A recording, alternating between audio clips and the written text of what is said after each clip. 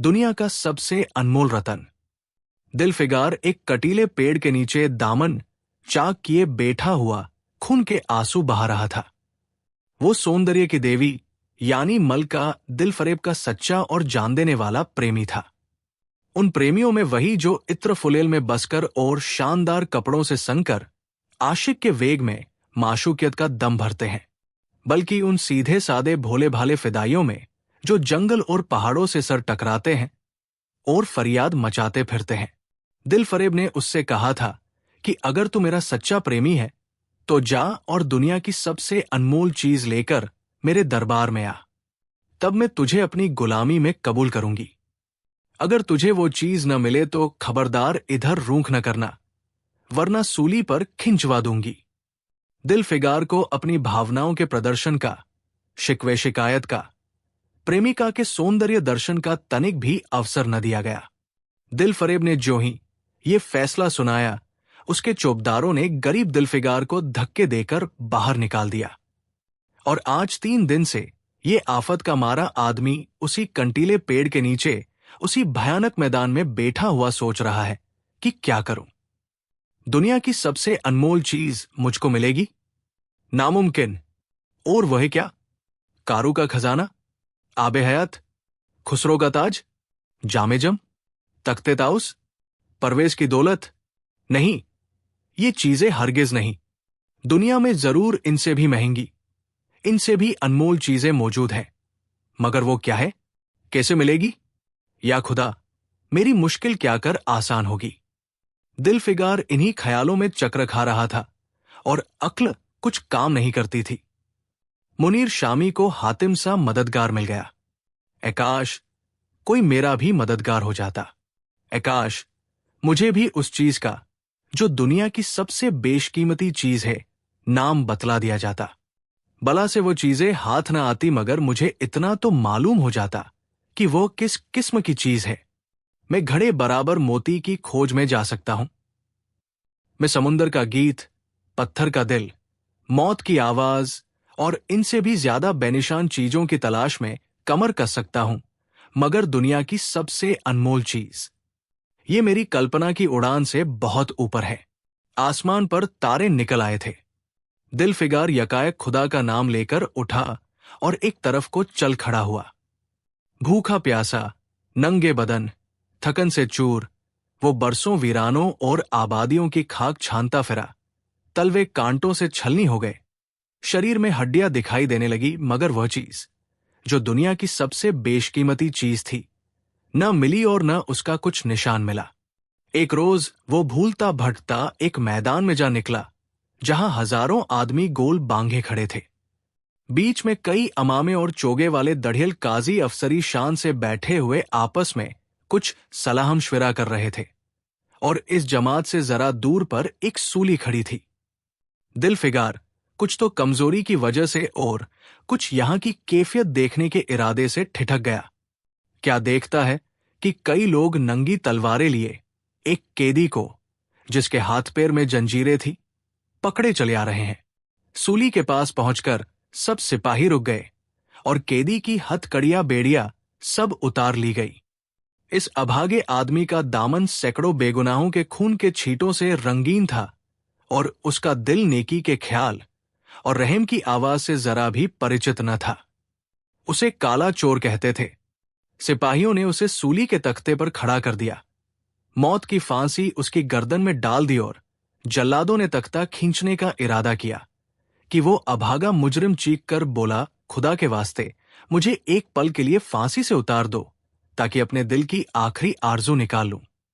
ये सुनते ही चारों तरफ सन्नाटा छा गया। लोग अचंभे में आकर ताकने लगे। काजियों ने एक मरने वाले आदमी की अंतिम याचना को रद्द करना उचित न समझा और बदन पापी काला चोर जरा देर के लिए फांसी से उतार लिया गया। इसी भीड़ में एक खूबसूरत भोला भाला लड़का एक छड़ी पर सवार होकर अपने पैरों पर उछल फर्जी घोड़ा दौड़ा रहा था, और अपनी सादगी की दुनिया में ऐसा मगन था कि जैसे वह इस वक्त सचमुच अरबी घोड़े का शहसवार है। उसका चेहरा उस सच्ची खुशी से कमल की तरह खिला हुआ था, चंद दिनों के लिए बचपन ही में हासिल होती है, और जिसकी याद हमको मरते दम तक नहीं भूलती। उसका दिल अभी तक पाप की गर्द और धूल से अछूता था और मासूमियत उसे अपनी गोद में खिला रही थी। बदनसीब काला चोर फांसी से उतरा। हजारों आंखें उस पर गड़ी हुई थी। वो उस लड़के के पास आया और उसे गोद में उठाकर प्यार करने लगा। उसे इस वक्त वो जमाना याद आया जब वो खुद ऐसा ही भोला भाला, ऐसा ही खुश व खुर्रम और दुनिया की गंदगियों से ऐसा ही पाक साफ था। मां गोदियों में खिलाती थी, बाप बलाए लेता था और सारा कुनबा जान न्योछावर करता था।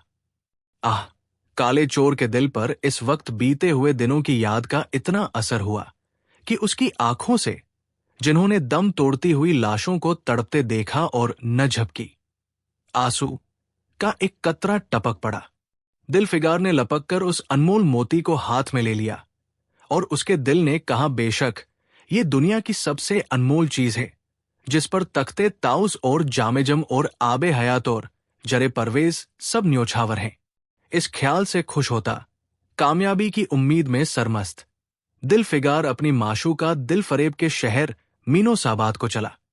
मगर ज्यों-ज्यों मंजिलें तय होती जाती थी, उसका दिल बैठा जाता था कि कहीं उस चीज की जिसे मैं दुनिया की सबसे बेशकीमत चीज समझता हूं, दिलफरेब की आंखों में कद्र न हुई तो मैं फांसी पर चढ़ा दिया जाऊंगा और इस दुनिया से नामुराद जाऊंगा। लेकिन जो हो सो हो, अब तो किस्मत आजमाई है। आखिरकार पहाड़ और दरिया तय करते वो शहर मिनोसबाद में आ पहुंचा और दिलफरेब की ड्योढ़ी पर जाकर विनती की कि थकान से टूटा हुआ दिलफिगर खुदा के फजल से हुक्म की तामील करके आया है और आपके कदम चूमना चाहता है। दिलफरेब ने फौरन अपने सामने बुला भेजा और एक सुनहरे पर्दे की ओट से फरमाइश की कि वो अनमोल चीज पेश करो। दिलफिगार ने आशा और भय की एक विचित्र मनस्थिति में वो बूंद पेश की और उसकी सारी कैफियत बहुत पुरसर लफ्जों में बयान की। दिलफरेब ने पूरी कहानी बहुत गौर से सुनी और वो भेंट हाथ में लेकर जरा देर तक गौर करने के बाद बोली, दिलफिगार, बेशक तूने दुनिया की एक बेशकीमती चीज ढूंढ निकाली। तेरी हिम्मत और तेरी सूझबूझ की दाद देती हूं, मगर यह दुनिया की सबसे बेशकीमती चीज नहीं। इसलिए तू यहां से जा और फिर कोशिश कर। शायद अब की तेरे हाथ वो मोती लगे और तेरी किस्मत में मेरी गुलामी लिखी हो। जैसा कि मैंने पहले ही बतला दिया था, मैं तुझे फांसी पर चढ़वा सकती हूं, मगर मैं तेरी जाबख्शी करती हूं इसलिए कि तुझमें वो गुण मौजूद है जो मैं अपने प्रेमी में देखना चाहती हूं, और मुझे यकीन है कि तू जरूर कभी नग भी कामयाब होगा। नाकाम और नामुराद दिलफिगार इस माशूकाना इनायत से जरा दिलेर होकर बोला, ऐ दिल की रानी, बड़ी मुद्दत के बाद तेरी ड्योढ़ी पर सजदा करना नसीब होता है। फिर खुदा जाने ऐसे दिन कब आएंगे। क्या तू अपने जान देने वाले आशिक के बुरे हाल पर तरस न खाएगी, और क्या तू अपने रूप की एक झलक दिखाकर इस जलते हुए दिलफिगार को आने वाली सख्तियों को झेलने की ताकत न देगी। तेरी एक मस्त निगाह के नशे में चूर होकर मैं वो कर सकता हूं जो आज तक किसी से न बन पड़ा हो। दिलफरेब आशिक की ये चाह भरी बातें सुनकर गुस्सा हो गई और हुक्म दिया कि इस दीवाने को खड़े खड़े दरबार से निकाल दो। चौबदार ने फौरन गरीब दिलफिगार को धक्का देकर यार के कूचे से बाहर निकाल दिया। कुछ देर तक तो दिलफिगार अपनी निष्ठुर प्रेमिका की इस कठोरता पर आंसू बहाता रहा और फिर वो सोचने लगा कि अब कहाँ जाऊं। मुद्दतों रास्ते नापने और जंगलों में भटकने के बाद आंसू की ये बूंद मिली थी। अब ऐसी कौन सी चीज है जिसकी कीमत इस आबदार मोती से ज्यादा हो।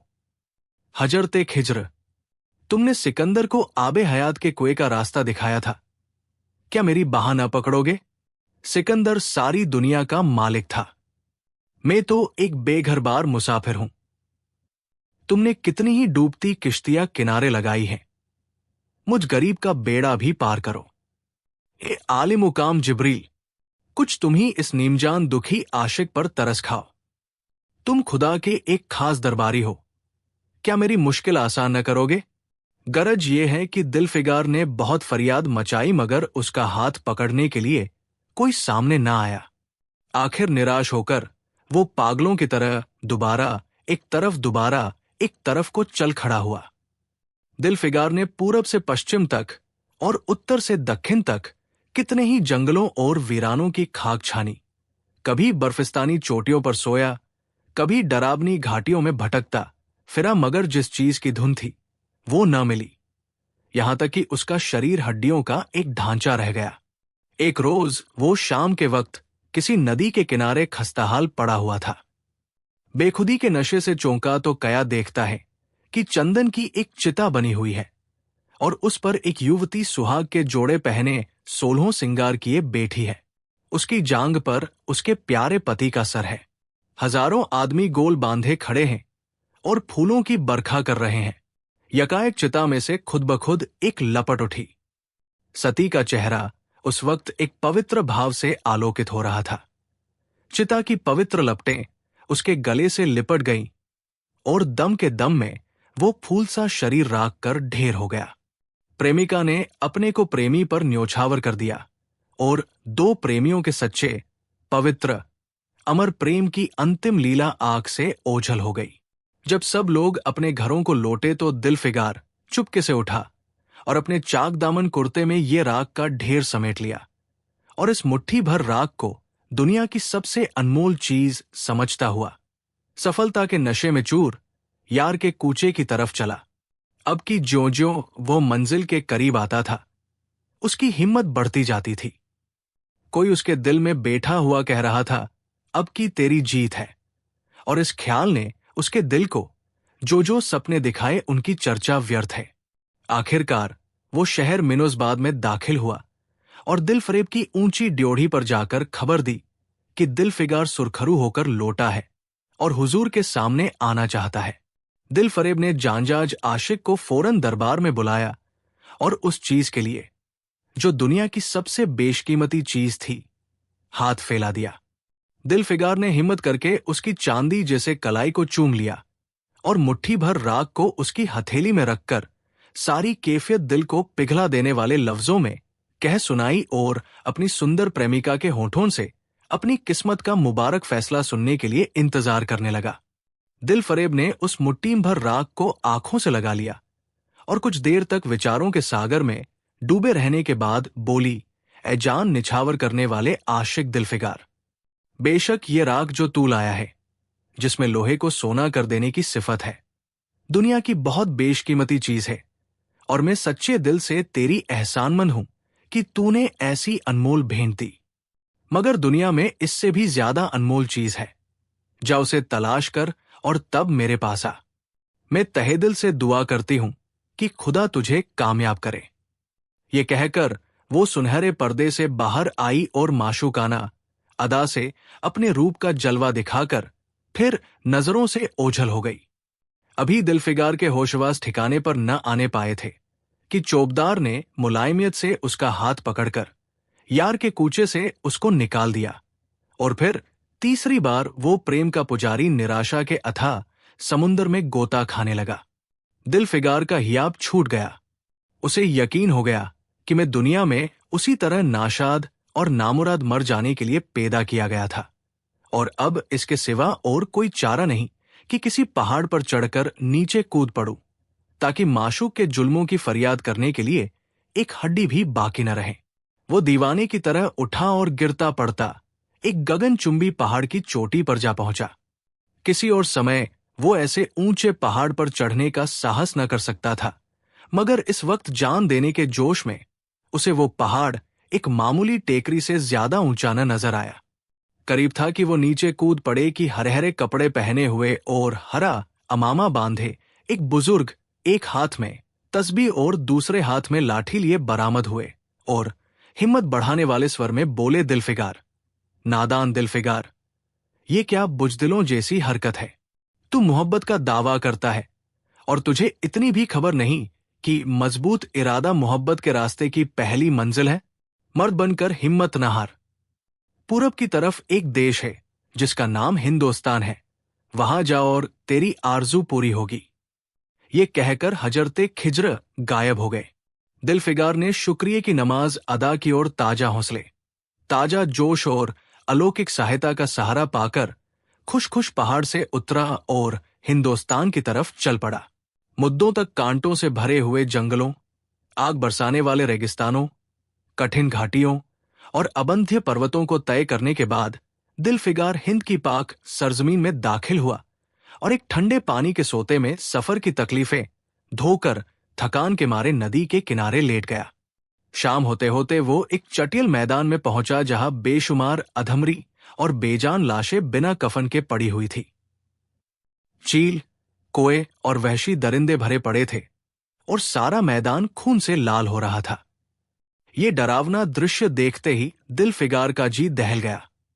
या खुदा, किस मुसीबत में जान फंसी, मरने वालों को करहना, सिसकना और एड़िया रगड़कर जान देना, दरिंदों का हड्डियों को नोचना और गोश्त के लोथरों को लेकर भागना, ऐसा होलनाक सीन दिलफिगार ने कभी न देखा था। यकायक उसे ख्याल आया, ये लड़ाई का मैदान है और ये लाशें सूरमा सिपाहियों की है। इतने में करीब से करहाने की आवाज आई। दिलफिगार उस तरफ फिरा तो देखा कि एक लंबादगड़ा आदमी, जिसका मर्दाना चेहरा जान निकलने की कमजोरी से पीला हो गया है, जमीन पर सर झुकाए पड़ा हुआ है। सीने से खून का फव्वारा जारी है, मगर आबदार तलवार की मूठ पंजे से अलग नहीं हुई। दिलफिगार ने एक चीथड़ा लेकर घाव के मुंह पर रख दिया ताकि खून रुक जाए और बोला, ए जवामर्द, तू कौन है? जवामर्द, तू कौन है? जवामर्द ने यह सुनकर आंखें खोली और वीरों की तरह बोला, क्या तू नहीं जानता मैं कौन हूं? क्या तूने आज इस तलवार की काट नहीं देखी? मैं अपनी मां का बेटा और भारत का सपूत हूं। यह कहते कहते उसकी त्योरियों पर बल पड़ गए। पीला चेहरा गुस्से से लाल हो गया और आबदार शमशीर फिर अपना जोहर दिखाने के लिए चमक उठी। दिलफिगार समझ गया कि ये इस वक्त मुझे दुश्मन समझ रहा है। नरमी से बोला, ए जवामर्द, मैं तेरा दुश्मन नहीं हूं। अपने वतन से निकला हुआ एक गरीब मुसाफिर हूं। इधर भूलता भटता निकला। बराए मेहरबानी मुझसे यहां की कुल कैफियत बयान कर। ये सुनते ही घायल सिपाही बहुत मीठे स्वर में बोला, अगर तू मुसाफिर है तो आ और मेरे खून से तर पहलू में बैठ जा, क्योंकि यही 2 अंगुल जमीन है जो मेरे पास बाकी रह गई है और जो सिवाय मौत के कोई नहीं छीन सकता। अफसोस है कि तू यहां ऐसे वक्त में आया जब तेरा आतिथ्य सत्कार करने के योग्य नहीं।